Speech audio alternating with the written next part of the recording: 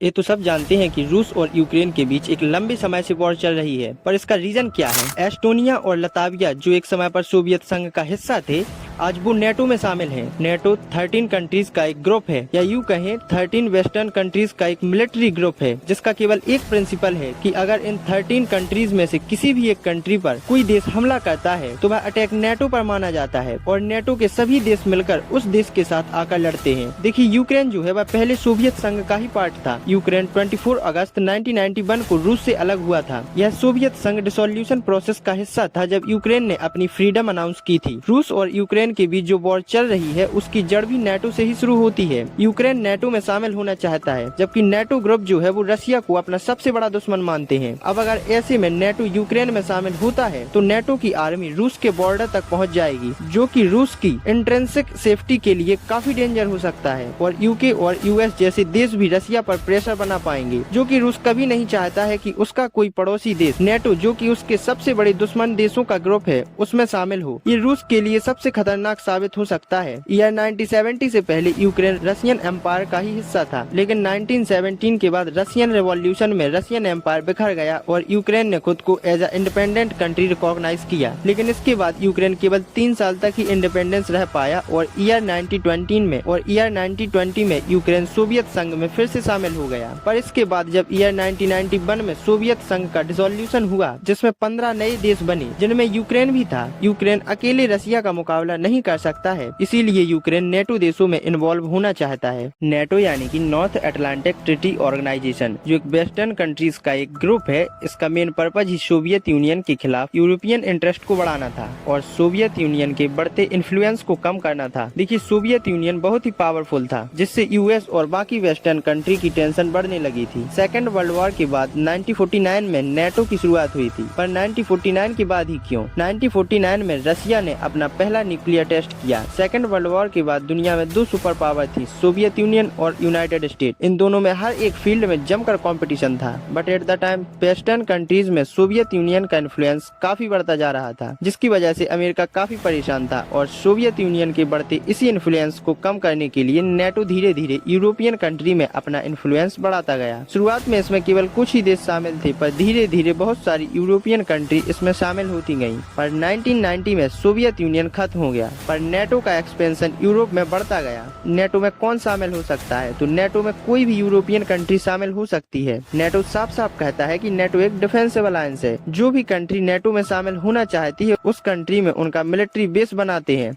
और weapon sharing भी होती है। बेसिकली नेटो एक क्लब है जिसका एक बेसिक प्रिंसिपल है कि अगर नेटो ग्रुप के किसी भी कंट्री पर कोई देश अटैक करता है तो वह अटैक नेटो पर माना जाएगा और नेटो के सभी देश मिलकर उस देश के खिलाफ वॉर में पार्टिसिपेट करेंगे। और यही वजह है कि रशिया नेटो को अपना सबसे बड़ा दुश्मन मानते हैं। नेटो जो है वो रशिया की जितनी भी नेबर कंट्री है उनको अपने ग्रुप में ऐड करता जा रहा है, जो रशिया की इंट्रिंसिक सेफ्टी के लिए काफी खतरनाक हो सकता है। और जब यूक्रेन ने भी नेटो में शामिल होने के लिए सीरियस इंटरेस्ट दिखाया, तब रशिया ने यूक्रेन पर भी अटैक किया, क्योंकि अगर यूक्रेन नेटो क्लब में शामिल हुआ तो नेटो की आर्मी रशिया के बॉर्डर पर आकर बैठ जाएगी, जो कि रशिया की सेफ्टी के लिए सही नहीं है।